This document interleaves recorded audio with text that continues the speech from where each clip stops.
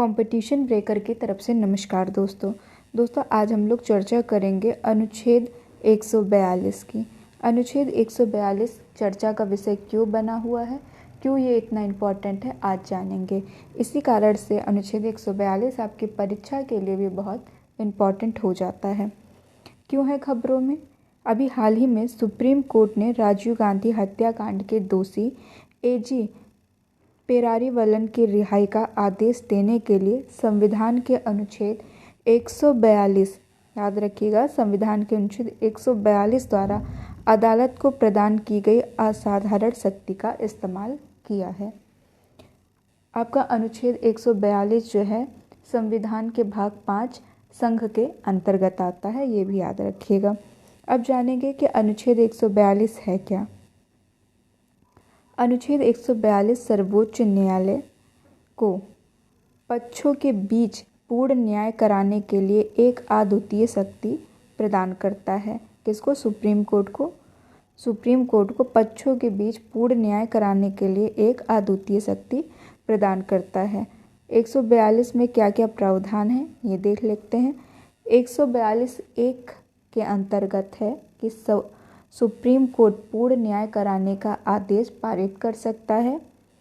अनुच्छेद 142(2) या supreme court को 3 अलग अलग शक्तियां प्रदान करता है। याद रखिएगा, पहली शक्ति, इसमें पहले व्यक्तियों की उपस्थिति सुनिश्चित करना, दूसरा दस्तावेजों की खोज और उत्पादन, और तीसरा खुद की अवमानना की जांच और सजा का प्रावधान 142(2) में किया गया है।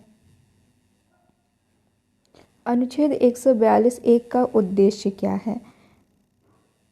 अनुच्छेद 142(1) का उद्देश्य यह है कि सुप्रीम कोर्ट को अपने निर्णय और आदेशों को लागू करने के लिए कार्यपालिका पर निर्भर नहीं रहना चाहिए। इम्पॉर्टेंट है, याद रखिएगा, ये यहीं से सीधे प्रश्न भी बना सकते हैं। 142(1) का उद्देश्य यह है कि यह सुप्रीम कोर्ट को अपने निर्णय और आदेशों को लागू करने के लिए कार्यपालिका पे अब निर्भर नहीं रहना पड़ेगा। अनुच्छेद 142 का महत्व देख लेते हैं। जब कार्यपालिका और विधायिका नागरिकों के अधिकारों की रक्षा करने और संवैधानिक आदेशों को लागू करने में विफल हो जाती है तो न्यायपालिका ने अनुच्छेद 142 के तहत अपनी शक्तियों का इस्तेमाल किया है। अनुच्छेद 142 इसे वैधानिक अंतरालों को भरने का अधिकार देती है। जब कार्यपालिका और विधायिका नागरिकों के अधिकारों की रक्षा करने और संवैधानिक आदेशों को लागू करने में विफल हो जाती है तो न्यायपालिका ने अनुच्छेद 142 के तहत अपनी शक्तियों का इस्तेमाल किया है और अनुच्छेद 142 इसे वैधानिक अंतरालों को भरने का अधिकार देता है। अब हम लोग सर्वोच्च न्यायालय के बारे में जान लेते हैं थोड़ा सा। स्थापना कब हुई थी? 1 अक्टूबर 1937 को भारत के संघीय न्यायालय के रूप में, और 28 जनवरी 1950 को भारत के सर्वोच्च न्यायालय के रूप में इसे अब जाना जाता है। स्थान, क्षेत्राधिकार क्या है इसका? कानून और न्याय मंत्रालय, भारत सरकार। रचना विधि क्या है? भारत के सर्वोच्च न्यायालय का कॉलेजियम। अनुच्छेद कौन सा है?